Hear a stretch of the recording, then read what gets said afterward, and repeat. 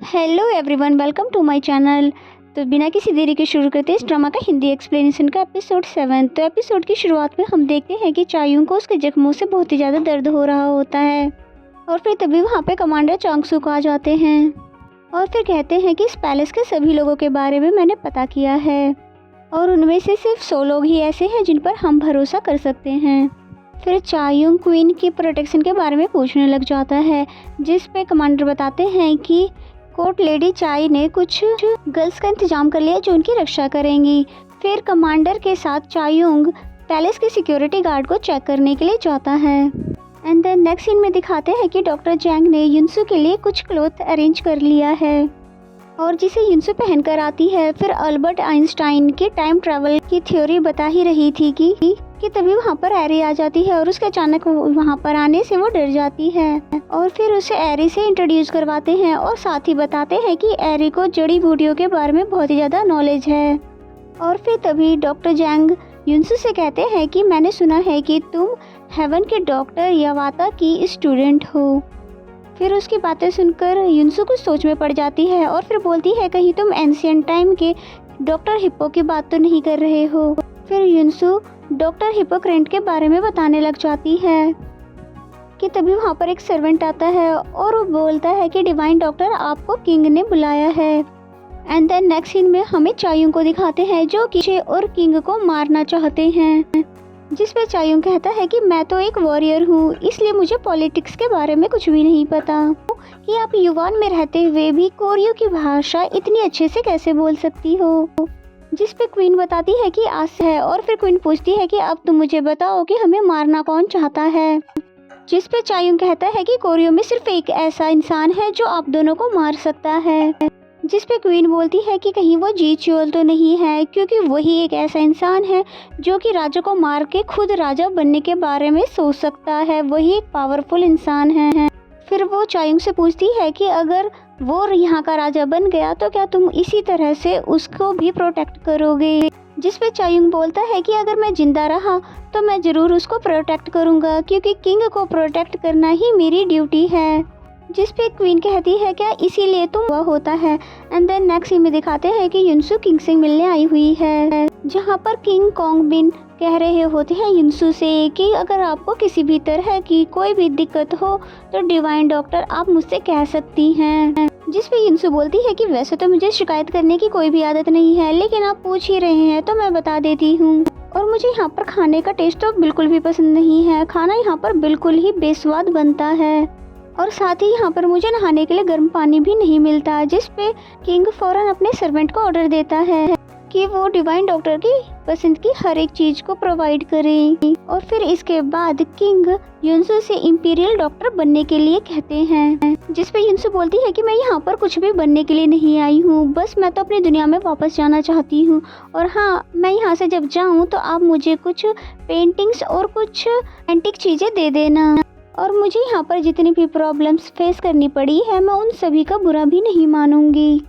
जिस पे एडवाइजर कहते हैं कि पर डोर ऑफ हेवन तो बंद हो चुका है। जिस पे युनसू बोलती है तो क्या हुआ, आप उस डोर को दोबारा से ओपन करवा दीजिए।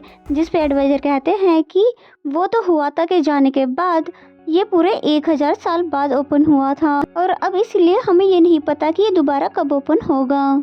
और ये सुनते ही युनसू तो बिल्कुल सदमे में चली जाती है और फिर कहती है कि आप लोगों ने मुझे क्यों रोका था और ये सब आप लोगों की वजह से ही हुआ है, अब मेरा क्या होगा, आप लोग कितने ज़्यादा क्रूअल क्यों हो। तभी किंग कॉन्गविन बोलते हैं कि कोरियो को युवान ने सदियों से अपना उपनिवेश बना रखा है और यहाँ से बहुत बड़ी रकम युवान को हमेशा टैक्स के तौर पर देनी होती है। कि तभी युनसू उनकी बात बीच में काटते हुए ही बोल पड़ती है कि हमेशा हर पॉलिटिशियन ये सब बातें बोलकर जनता की हमदर्दी बटोरता रहता है और जनता के लिए कुछ भी नहीं करता। जिस पे एडवाइजर जोएलसन कहते हैं कि डिवाइन डॉक्टर आप इस तरह से किंग से बात नहीं कर सकती। जिस पे युनसू बोलती है कि अगर एक पॉलिटिकल एक कॉमन सिटीजन को इस तरह से क्रिटिसाइज करता है तो बीच में आप जैसे लोग आ जाते हैं। जिस पे किंग एडवाइजर को चुप रहने के लिए कहते हैं और फिर बताते हैं कि युवान ने पिछले 6 किंगों के जरिए उन्होंने 6 दशकों से हम लोगों को रूलर बना रखा हुआ है, जिस पे युनसू बोलती है कि इसका मतलब तो ये हुआ कि ये कोरियो का लास्ट पीरियड चल रहा है और फिर ये वंश यहीं पे खत्म हो जाएगा। और फिर वह कोरियो के सारे वंशजों के नाम बताने लग जाती है जो कि उसने ट्रिक से याद करे हुए थे, और फिर कहती है कि इसका मतलब आप किंग कोंगबिन हैं और आपको बहुत ही अच्छी पेंटिंग भी बनानी आती है, और हमारे टाइम में आप और प्रिंसेस नोबुक बहुत ही ज़्यादा फेमस भी है, और मैंने तो आपकी बनाई हुई पेंटिंग भी देखी है म्यूजियम में जिसमें आप खड़े थे और उस पेंटिंग में चायुंग भी आपके साथ में था। और ये सारी बातें सुनकर किंग और एडवाइजर दोनों ही हैरान हो जाते हैं, और फिर वहीं पे खड़ा हुआ सर्वेंट बाहर जाकर और लोगों को बताता है और वो लोग और किसी और को भी बताते हैं। ऐसे कर करके पूरे महल में ये बात फैल जाती है कि डिवाइन डॉक्टर को तो फ्यूचर के बारे में सब कुछ पता है। एंड देन नेक्स्ट सीन में हमें चायुंग को दिखाया जाता है जो कि इंपीरियल डॉक्टर के पास उसी पेपर को लेकर आया होता है और उसका फॉरेंसिक टेस्ट करने के लिए कह रहा होता है कि तभी वो नोटिस करता है कि उसके सोल्जर्स के बीच में कुछ कानाफूसी चल रही होती है।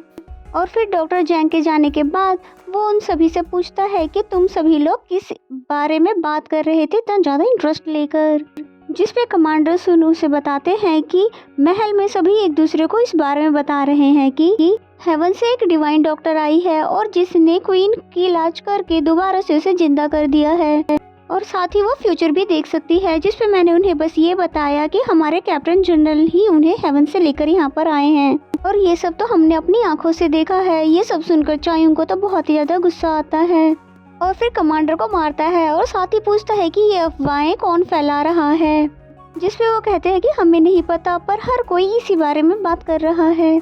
और फिर चायुंग यहाँ से गुस्से में चला जाता है।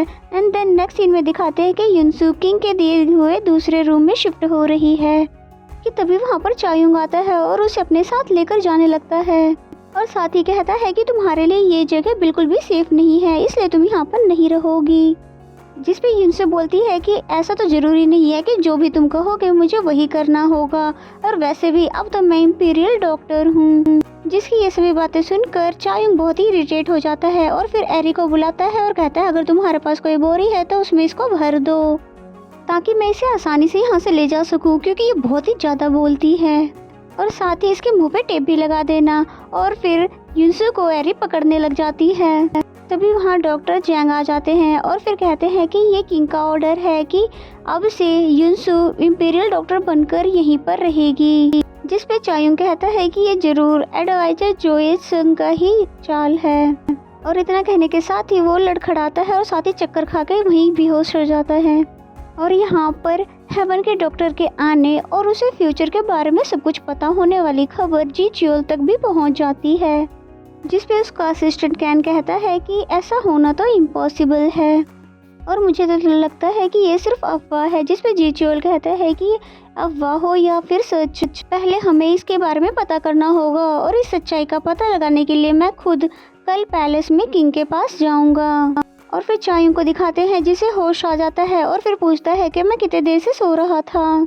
जिस पे डॉक्टर जैंग बोलते हैं कि तुम सो नहीं रहे थे बल्कि बेहोश हो चुके थे, और इस बारे में सिर्फ मैं, एरी और डिवाइन डॉक्टर ही जानते हैं। जिस पे युनसू बताती है कि तुम्हारे जख्म में इन्फेक्शन हो चुका है और इसीलिए तुम्हें इतना ज़्यादा फीवर है, और मेरे पास कोई भी एंटीबायोटिक मेडिसिन नहीं है, इसलिए मैं कोई भी हेल्प नहीं कर सकती। जिस पे डॉक्टर जैंग बोलते हैं कि मेरे पास कुछ हर्बल एंटीबायोटिक मेडिसिन्स है और मैं उसे लेकर आता हूँ, और इतना कहने के साथ ही वो वहाँ से चले जाते हैं। और फिर युनसू बोलती है कि जहाँ तक मुझे हिस्ट्री के बारे में पता है तो तुम अभी बहुत बड़ी बड़ी वॉर और बहुत सारी लड़ाइयाँ लड़ोगे और जीतोगे भी, और तुम्हारा नाम इतिहास के पन्नों पर लिखा जाएगा। जो सुनते ही चायुंग बिल्कुल हैरान हो जाता है और फिर पूछता है क्या सच में तुम फ्यूचर देख सकती हो। जिस पे युनसू बोलती है कि जिसे तुम हेवन कह रहे हो वो फ्यूचर वर्ल्ड है और मैं वहीं से आई हूँ। युनसू इस बारे में उसे बता ही रही होती है कि वहाँ पर हवासू आ जाती है और उन पे अटैक करके वहाँ ब्लास्ट करने लग जाती है। और फिर इसी सीन के साथ ये एपिसोड यहीं पे ख़त्म हो जाता है। तो आगे इस स्टोरी में और क्या क्या होने वाला है ये सभी बातें जानने के लिए पहले चैनल को सब्सक्राइब कर लीजिए और साथ ही बेल आइकन को प्रेस कर लीजिए ताकि आने वाले सभी वीडियो की नोटिफिकेशन आ जाए। और अगर मेरा वीडियो आपको अच्छा लगे तो वीडियो को लाइक कर दीजिए और कमेंट करके ज़रूर बताइए एपिसोड आपको कैसा लगा। तो मिलते हैं नेक्स्ट एपिसोड में, तब तक के लिए bye bye and take care.